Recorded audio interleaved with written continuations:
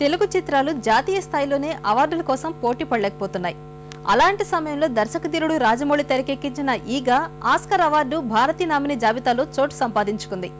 మన దేశం నుంచి ఉత్తమ విదేశీ చిత్రాల కేటగిరీ కోసం పరిశీలిస్తున్న 12 సినిమాల్లో ఈగకు చోటు దక్కింది.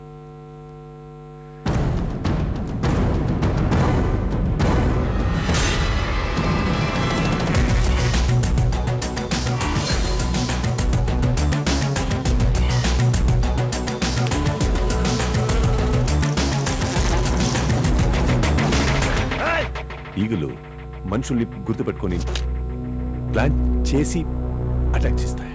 తెలుగు చిత్రాలకు జాతీయ అవార్డు దక్కడమే గగనమవుతోంది. ఆస్కార్ అంటే ఆకాశమంత దూరమే. ఎప్పుడో స్వాతిముత్యం చిత్రం అధికారికంగా ఆస్కార్ అవార్డుకు నామినేట్ అయింది.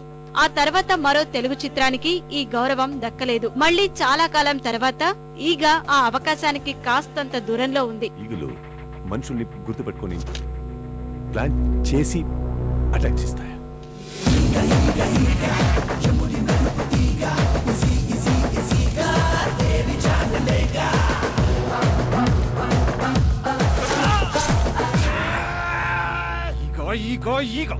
నీకు ఈగ పిచ్చేట ఒక బోడి ఈగకి భయపడుతున్నావు. ఏంట్రా బోడి ఈగ?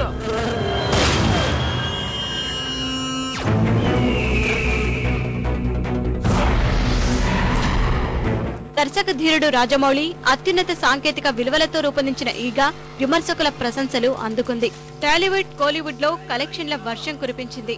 బాలీవుడ్ లోనూ ఎగిరేందుకు సిద్ధమైంది. తాజాగా ఆస్కార్ అవార్డు కోసం పంపించేందుకు పరిశీలించే చిత్రాల జాబితాలో చోటు దక్కించుకోవడం విశేషం. నీకు ఈగ పిచ్చేట ఒక బోడి ఈగకి భయపడుతున్నావు. ఏంట్రా బోడి ఈగ?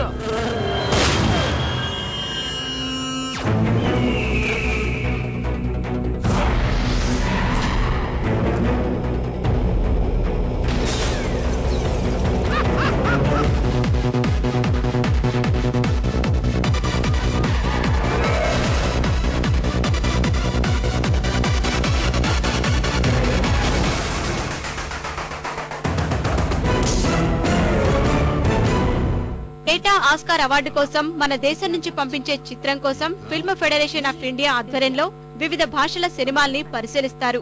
ఈసారి 12 చిత్రాల జాబితా తయారు చేశారు. జ్యూరీ సభ్యుల పరిశీలన తర్వాత ఓ చిత్రాన్ని ఎంపిక చేస్తారు. ఆ సినిమా ఉత్తమ విదేశీ చిత్ర విభాగంలో ఆస్కార్ కు నామినేట్ అవుతుంది.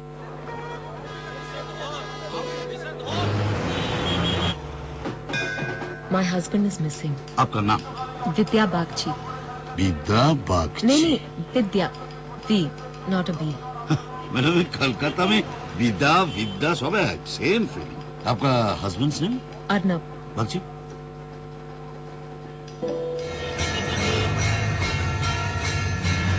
आपका हस्बैंड मेरे कंपनी में नहीं आया.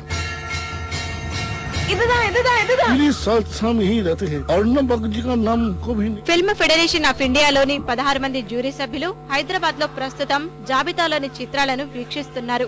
కహానీ, ఫెరారీకి సఫారీ, డర్టీ పిక్చర్, గ్యాంగ్స్ ఆఫ్ వసీపూర్, పాన్ సింగ్ తొమార్, బర్ఫీ, హీరోయిన్ లాంటి హిందీ చిత్రాలను జ్యూరీ కమిటీ పరిశీలిస్తోంది.